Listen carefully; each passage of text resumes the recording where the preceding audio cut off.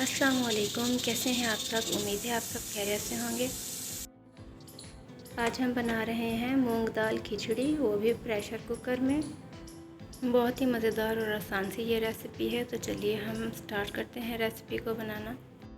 आधा किलो मैंने यहाँ पे लिए हैं चावल। चावल अच्छी क्वालिटी के होने चाहिए, तभी हमारी खिचड़ी खुशबूदार बन के तैयार होगी। साथ ही मैंने लिए हैं 4 से 5 चम्मच दाल के। चावल और दाल को पहले मैंने अच्छे से साफ़ कर लिया था। अब हम 3 से 4 बार अच्छे से इसको वॉश करेंगे। चावलों में एक स्टार्च होता है, अगर हम अच्छे से नहीं धोएंगे तो फिर वो चिपचिपे से बनते हैं, इसलिए अच्छे से धोना है 3 से 4 बार, जब तक पानी साफ़ ना हो जाए। रेसिपी पसंद आए तो चैनल को सब्सक्राइब करना ना भूलिएगा। 3 से 4 बार धोने के बाद अब हम चावल और दाल को एक साथ ही भिगो देंगे 30 मिनट के लिए। दाल चावल को भिगोना बहुत ज़्यादा ज़रूरी है, इससे ही खिचड़ी बहुत मज़े की नरम और खिली खिली बनती है। अब हम प्रेशर कुकर में लेंगे 2 चम्मच के करीब घी या ऑयल। साथ ही इसमें शामिल करेंगे एक छोटा प्याज कटा हुआ, 1 चाय का चम्मच साबुत ज़ीरा और 1 चाय का चम्मच नमक। प्याज को हम लाइट गोल्डन ब्राउन होने तक भून लेंगे। इतनी आसान और मज़ेदार और कम इंग्रेडिएंट्स के साथ बनने वाली खिचड़ी की रेसिपी आपने बहुत कम देखी होगी यूट्यूब पर। मैं मोस्टली खिचड़ी जो है वो कुकर में ही बनाती हूँ, तो आज मैं बना रही थी तो सोचा आपके साथ भी रेसिपी शेयर कर दूँ।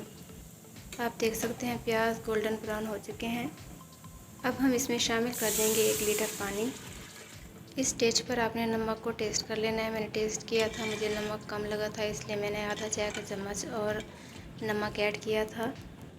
प्रेशर कुकर में खिचड़ी बड़ी खिली खिली सी और मज़ेदार बनती है। कुछ लोगों की लेसदार होती है, ये वैसे नहीं बनती।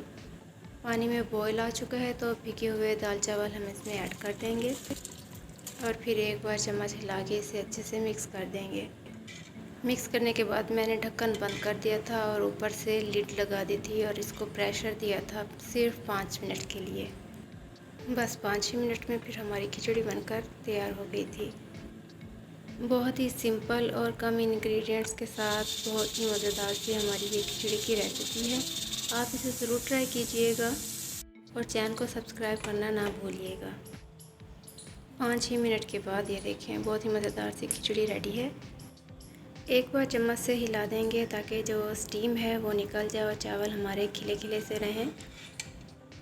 बहुत ही आसान और मज़ेदार खिचड़ी की ये रेसिपी बड़ों के साथ साथ जो छोटे बच्चे होते हैं ना, ख़ासकर ये उनके लिए बड़ी ज़बरदस्त ये रेसिपी है, तो आप ज़रूर ट्राई कीजिएगा।